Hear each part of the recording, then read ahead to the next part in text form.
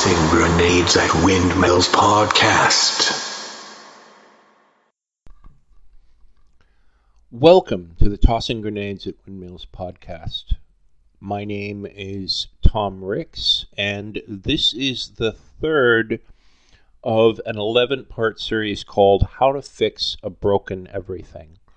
Since it's been a while since I did the last one of these, I just want to remind the audience that this is not about my ideas on constitutional reform or politics in general. These are my attempts at pragmatic, scalable solutions that can be applied using our current system that I believe would have a large impact on everyone. And this podcast, I am going to talk about legitimacy and engagement. So I think as a way of introducing my ideas on this subject, I want to talk about an old an old Twitter account that I had to delete due to harassment from Twitter. And yes, I do mean harassment from Twitter, but I'm going to save that for another series I'm going to do later this year called The 7 Sins of Silicon Valley. And this Twitter account was called Diego Drowning, still out there if you look. The internet is forever and Twitter is forever. But anyway, the most popular tweet I ever made had about 3,000 people view it and like almost 100 people like it. And I don't remember the exact context, but I do remember the text fairly well. And it went something along the lines of Centrists, Semantics Democrats, and Civility Democrats were responsible for Hitler's rise to power. And boy, the outrage that tweet got. Before I go into my ideas on legitimacy and engagement as a method of fighting the Overton Window, I want to provide two more pieces of background. First of all, what did I mean with that tweet? I meant that in the 1930s, if you look at why Hitler was able to get away with the things that he did, there were all kinds of complicated motivations and politics, but bottom line, people were exhausted from the First World War.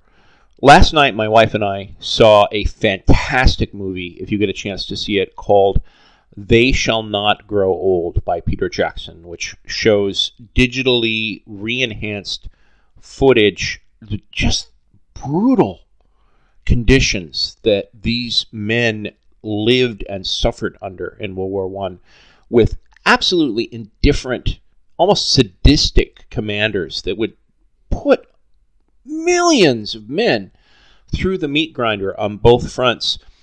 It changed the world, and it changed the outcome of Europe. So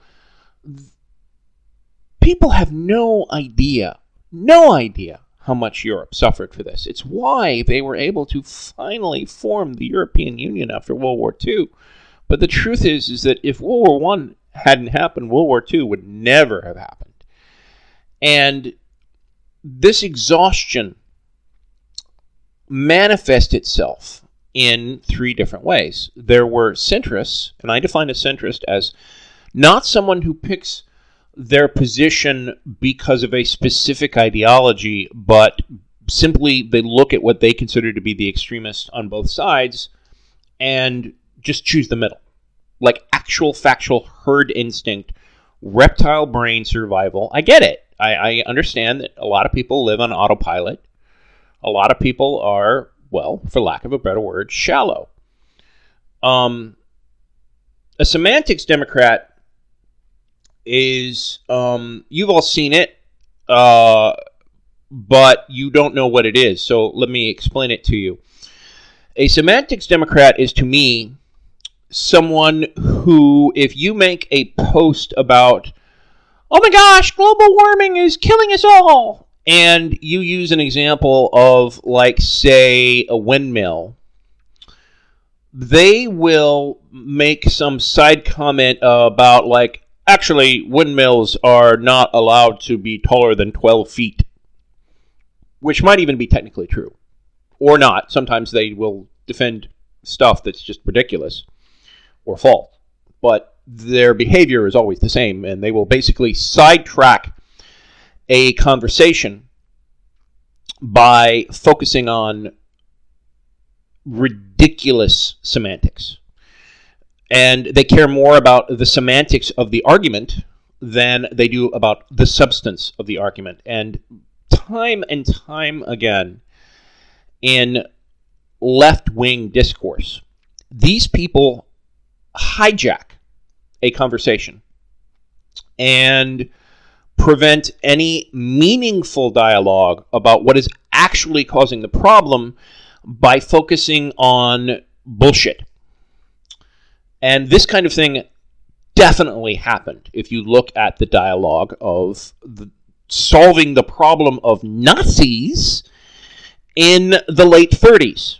It happened in Europe, and it happened in America. It happened all over the world. Semantics Democrats, of the three, to me, were actually much more responsible for Hitler being allowed to do the things that he was able to do without anybody taking action than centrists or civility Democrats. Now, civility Democrats are basically Democrats that want there to be civility.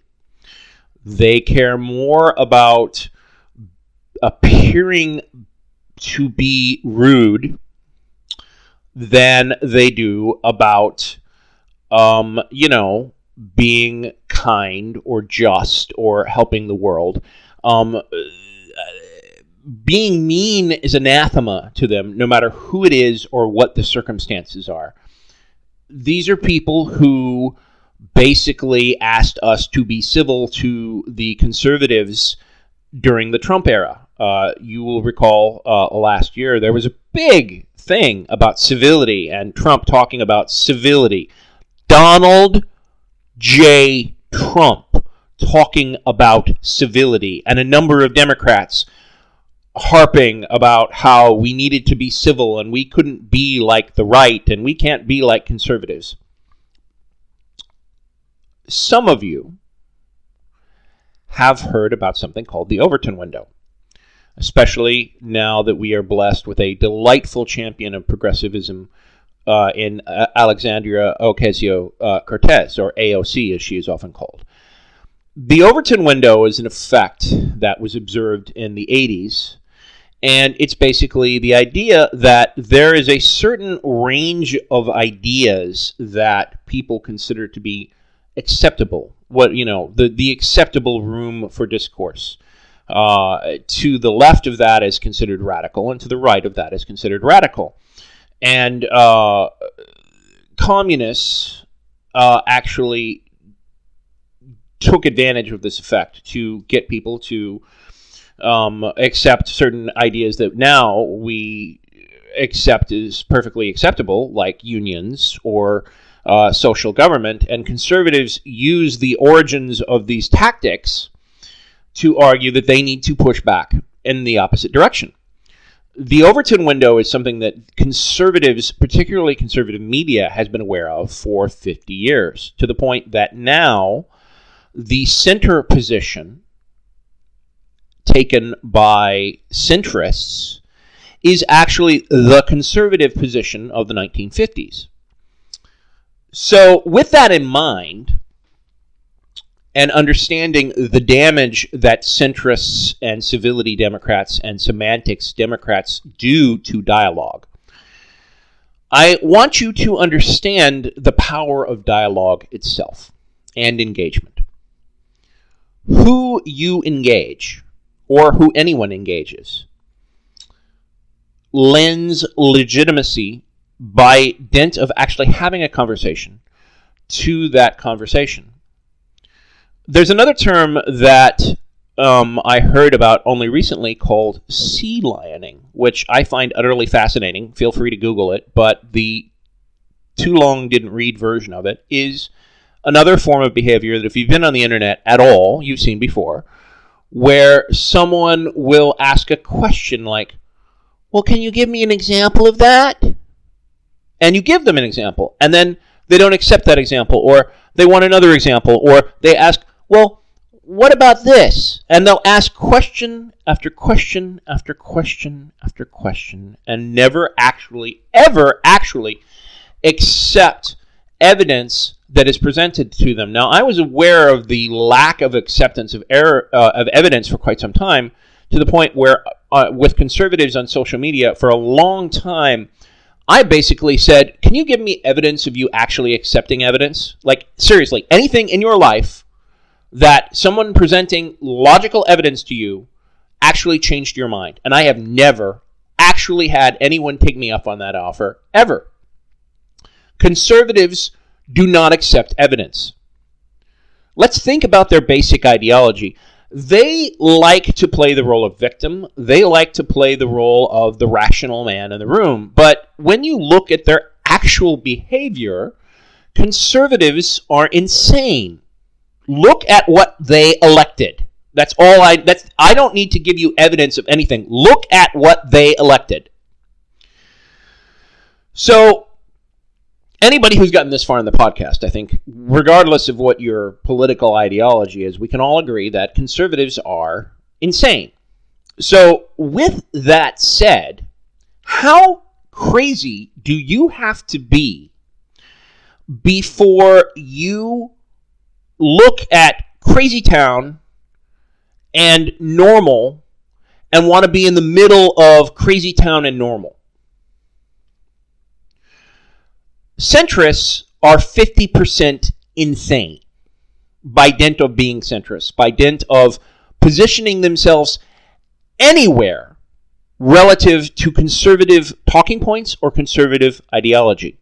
That makes the mainstream corporate media 50% insane, because on the Sunday talk shows, they have a sane person and a crazy person. And usually, the same person they have is a milquetoast, just barely left of center Democrat, progressives, actual progressives, who are, by the way, for the most part, actually where centrists were in the 1950s, much less reactionary progressives are. I guess what I'm saying is the effect of the Overton window has finally started to wake up in a lot of progressives. It started with, in my opinion, the Occupy movements several years ago, and it has been slowly organized and manifest in a lot of brilliant movements that I've seen. What I haven't seen is an organized effort to truly attack the referee. Conservatives attack the mainstream media all the time, and some progressives attack the mainstream media, but it's not enough to attack the corporate media. We have to attack and delegitimize anyone that engages with conservatives. Conservatives are insane. There is no degree of engagement that is acceptable with a conservative unless they change their ideology. And by their ideology, I mean stop lying. Stop lying about literally everything that comes out of their mouth.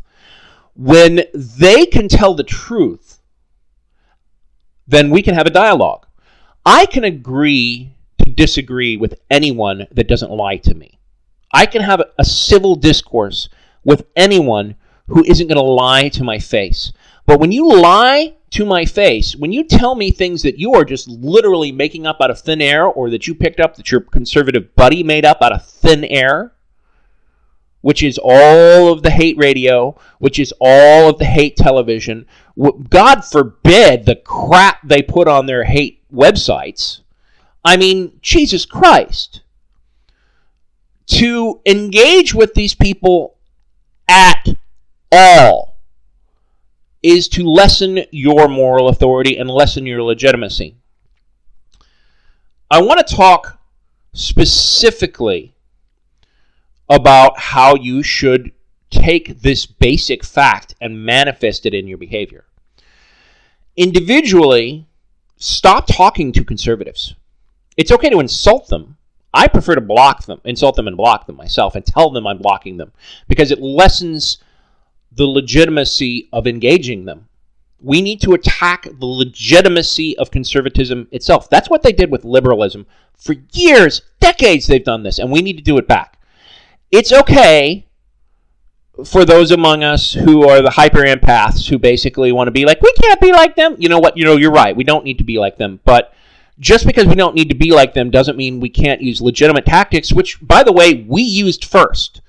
So let's go back to moving the Overton window back to where it belongs, or better yet, even farther in the left direction, and stop engaging with conservatives at all until they stop lying. If they lie, do not engage with them. If someone posts bullshit, by all means, explain why it's bullshit. If you have to, post evidence. They will never accept that evidence, but somebody else might. And then move on. Don't get back and forth with them. It's pointless. It's pointless. You're wasting your time. You have the world is on fire. The world is on fire. You have better things to do with your time than to engage with a conservative. Now let's talk about a centrist. Because the truth is that centrists are almost as bad as conservatives.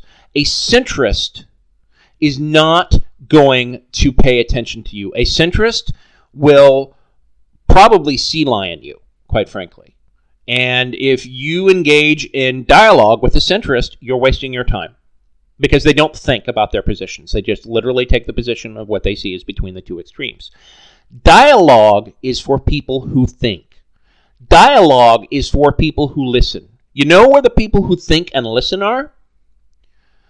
There are some real independents, but they're very few.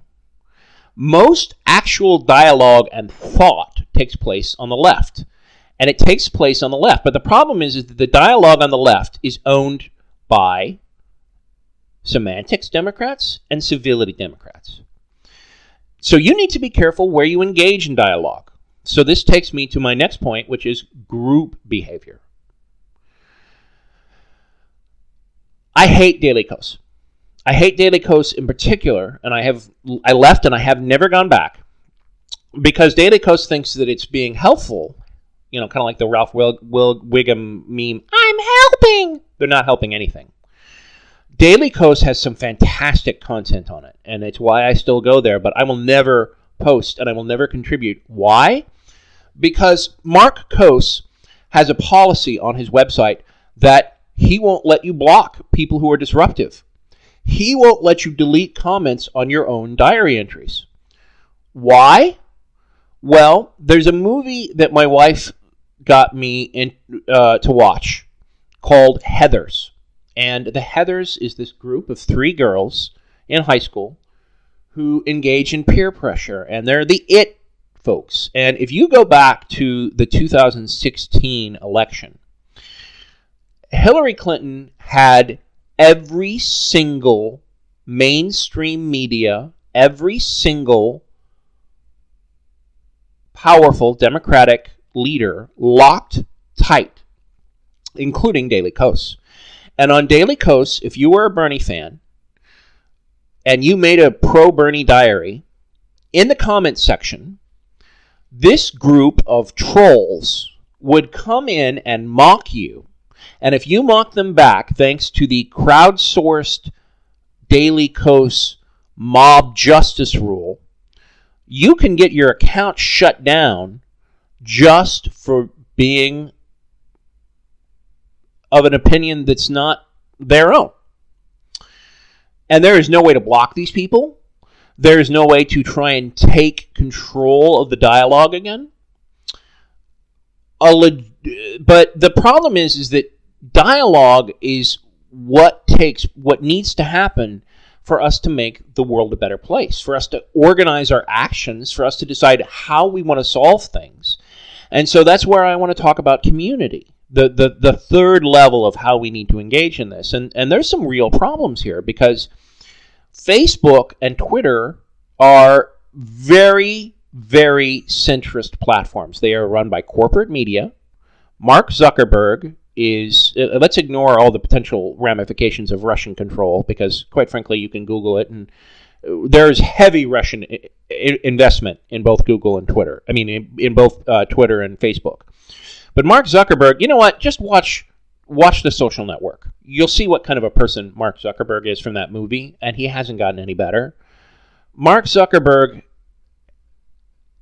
has problems, and he wants to control your friendships, and he wants to control how you see what your friends post or what you see to get the maximum ad value. You are nothing but a cash cow to Mark Zuckerberg, or worse, you're a social experiment for a man that is deeply disturbed. Jack on Twitter is even worse. The man is a Bitcoin fan, and let me tell you about Bitcoin. I'll save that for the 7 sins of Silicon Valley. Let's just simply say that Jack has an agenda. He's very libertarian. He says he's very pro-speech, but there is plenty of evidence to indicate that Jack is very anti-progressive, very pro-corporate media, and slants the dialogue there a great deal. The problem for progressives is, where do you go to talk about these things? There are a few websites you can go to, but none that are easy to find. And there's a deliberate effort to prevent free, moderated, open dialogue among progressives. What really needs to happen is a dialogue between left-of-center Democrats and progressives. And in my opinion, quite frankly, what really needs to happen is that left-of-center Democrats need to basically be told, either you get with us or you're not driving. I think that, quite frankly, we probably need a bunch of reactionary progressives to make what the real progressives are proposing seem reasonable by comparison. We need communism or something that scares the living hell out of them to drag the centrists kicking and screaming back to where actual dialogue can take place. And realistically, I'm no fan of libertarian ideology, but can we have more than a one-dimensional axiom? At least the libertarians have a two-dimensional axiom, and as far as I'm concerned, personally, I have more of a 3 or 4-dimensional axiom. I'm actually very much a pragmatist when it comes to things, but because I'm very aware of this orchestrated and fascist and, quite frankly, demonic campaign to skew and prevent dialogue, I'm all 100% on board with the progressives, because it's where the only actual dialogue, the only meaningful hope of change is actually taking place. To summarize, we need to find a way to allow actual dialogue, free of semantics Democrats, free of centrist Democrats, to take place. And for now, on social media, what I'm doing is I am hashtagging the people who cause problems and blocking them. I mean, that's all you can do, really. Until we have a platform as prominent as Daily Kos, but not one that allows Heathers to accomplish the types of things that they are, we're in a world of hurt. But at an individual level, what you can definitely do is stop engaging with conservatives, mock centrists, and don't ever waste your time with the sea lion. In fact, if you see it, point out what they're doing, block them or tag them, and move on.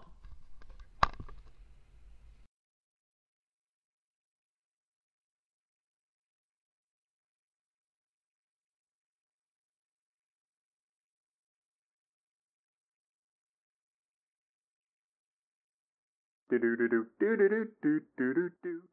has been the Tossing Grenades at Windmills podcast.